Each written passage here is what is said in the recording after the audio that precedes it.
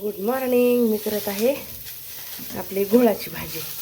तुम्ही कशी करता ते पण सांगा ताईंनो. मी तर अशी करते बघा. अगोदर थोडं नॉर्मल तेल टाकायचं पोळायला आता, आणि ह्याला व्यवस्थित असं भाजून घ्यायचं.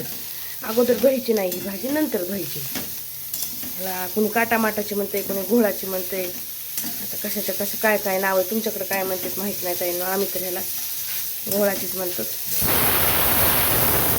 आहेत माझा नाश्ता पौष्टिक आहे. चणे लावलेत, परवाशी भिजू घातले होते, मोड आलेत त्या चण्याला. ते चण्याला आता 2 शिट्ट्या झाल्या. आता बंद करून घेते. नाश्त्याला तेच आहे आणि ही अशी भाजी. तर आजचा मेनू आहे आपला नाश्त्याला चणे आणि डब्याला गुळाची भाजी. ह्याची काटामाटाची भाजी. प्रत्येक अजून एवढी आहे, एकदाच बसत नाही म्हणून 2दा घ्यायची. ती आता काढून घेते. झाली फ्राय. तर हे आता पाण्यात अशी धुवून घ्यायची. आधी नाही धुवायची, ह्याला भाजायचं आधी ताईनं आणि नंतर भाजी धुवायची. तर एकदम छान होती चवीला. तर आता ह्याच ताटामध्ये अशी, तर फोन आहे माझ्या एका हातात, व्यवस्थित अशी पिळून घ्यायची. ह्याच्यात काय भिजू घातले, ह्याच्यात आहेत बदाम, ह्याच्यात आहे चिया सीड्स. प्यायचं आहे आता. म्हणलं अगोदर जरा उशीर झाला आज, तर अगोदर म्हणलं थोडंसं आधी भाजी फोडणी द्यावी आणि मग पाणी प्यावं. व्यवस्थित अशी आणि छान लागते, चवीला छान लागते ताईंनो. आणि पौष्टिक ही भाजी, त्याच्यामुळे करून बघा तुम्ही पण एकदा. तर अशी व्यवस्थित सगळी अशी मोकळी करून घेतली ताईंनो भाजी. आता ह्याच्यात काय करायचं, इथंच सगळं ह्याची प्रोसेस आहे. तुमच्या चवीनुसार मीठ घाला, तुम्हाला जसं पाहिजे तसं घाला. हे झालं आपलं मीठ आणि हे झालं तिखट. तुम्ही कसे खातात त्यानुसार तिखटाचं प्रमाण, मिठाचं प्रमाण तुम्ही तुमचं घाला ताईंनो. हे माझ्या हिशोबानं घालते मी. आणि हे शेंगदाण्याचं कूट. ह्याला शेंगदाण्याचं कूट भरपूर लागतं आहे, तर भाजीला ह्या चव लागते बघा. हे झालं शेंगदाण्याचं कूट. हे आहे लसण. आपला भरपूर असा लसण कुटून घेतला आहे मी. आणि त्याच कढईमध्ये मला भाजी फोडणी द्यायची आता. तर ह्याला काय करायचं, पूर्ण असं अगोदरच मिक्स. भाजीला वेळ लागत नाही आहे, 15च मिनटाची भाजी आहे. भाजायला 5 मिनटं ना, आता टाकल्यास तसं तर 10च मिनटात होऊन जाते. आणि वाफायला आता टाकलं की 5 मिनटं लागतात बस. एवढी सुंदर होती ना, चवीला छान लागते आणि पौष्टिक भाजी. पुन्हा पालेभाजी आपल्या खाण्यात पण येते, मुलांच्या खाण्यात येते.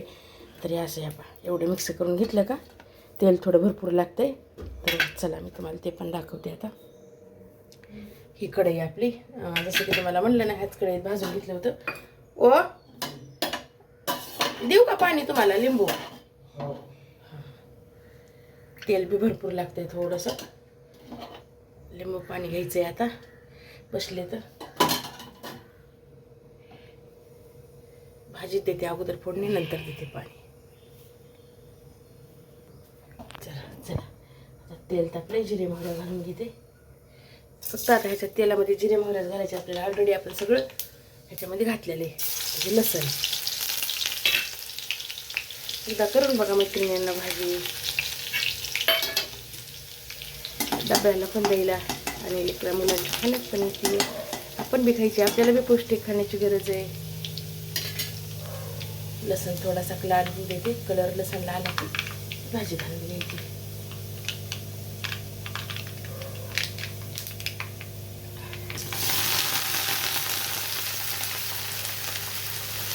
काहीच टाकायची गरज नाही आपण, कारण ऑलरेडी सगळं टाकलेलं आहे ना त्याच्यामध्ये.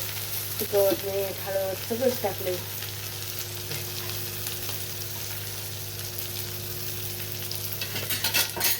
व्यवस्थित त्याला 5 ते 7 मिनटं झाकून ठेवा.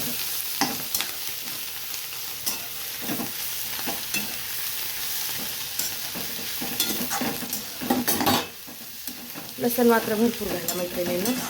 लसणाशिवाय ह्या भाजीला चव लागत नाही. तर हे काय, आणि आपण ज्याच्यामध्ये भाजी घेतली होती का, त्याच्यामध्ये थोडंसं पाणी घ्यायचं. असं उगं थोडं किंचित एवढंच, पूर्ण असं ताट घेऊन हे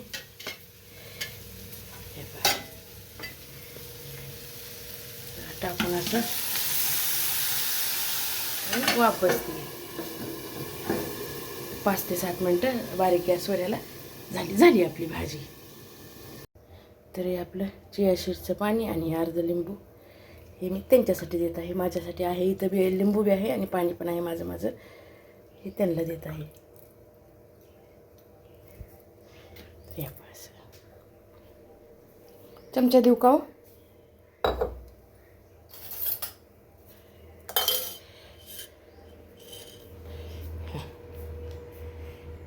बेऊ दिला नाही बघा. सकाळी सकाळी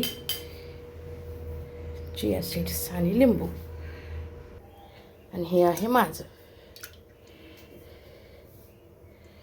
दीदीचं तिचं उठल्यास पिईल ती आता. तिची ती लिंबू घेते, तिची ती लिंबू टाकून झालं बी का हो प्यायचं.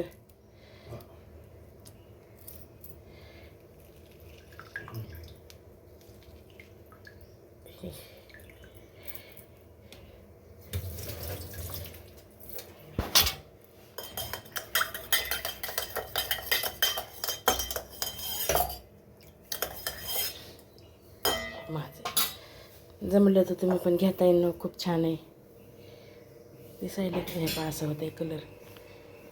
गेले पिऊन आंघोळीला. एक पिल्याच्या नंतर अर्धा तास काही चहा वगैरे काहीच खायचं नाही, प्यायचं नाही. तरी आपली भाजी झालेली आहे बघा. तुम्हाला जवळून दाखवते. एवढी छान होती ना, चवीला पण छान लागती आणि सगळंच छान होती. ह्या डब्यात भाजी या डब्यात काढून घेते. जसं तुम्हाला म्हटलं चणे लावली थांबा. मोड आले होते चण्याला. आपले घोडे चणे म्हणतात कोणी कोणते. असे मोड आले होते बघा. याला मी कुकरला एक शिट्टी देऊन घेतली. हे बघा. तर नाश्त्याला आता हेच आहे, फोडणी द्यायचं. ह्याच्यामध्ये द्यायचं ह्याच कढीत. ही कढी ह्या भाज्या डब्यात काढून घेते. त्यासाठी कांदा चिरलाय. शेंगदाणे टाकायचे नाहीत, खात नाही कोणीच. कांदा टाकून फक्त फोडणी द्यायचं. उगं थोडं तेल टाकायचं. नाहीच्या बरोबरच तेल आहे ह्याच्यामध्ये. तर हे पहा, तेल एवढंच घालायचं. नाहीच्या बरोबर तेल द्यायचं. फक्त ह्याच्यात जिरे मोहऱ्या तडकल्या पाहिजे तेवढंच तेल घालायचं ताईनं. आणि आपला कांदा जास्त आहे का तर थोडासा कच्चा राहिला तरी पण चालते, कारण ह्या चण्यावर जे आहे ना कच्चा कांदा टाकून पण खाते. तर इतकंच तेल आहे पाहिजे. बिना तेलाचा नाश्ता असं बी म्हणू शकतो आपण ह्याला. आणि पौष्टिक सगळ्यात चांगला. भूक लागत नाही लवकर आणि हे नॉनव्हेजची बराबरी करते असं म्हणतात बरं का. त्याच्यामुळे आठवड्यातून एकदा का होईना हे करायचं.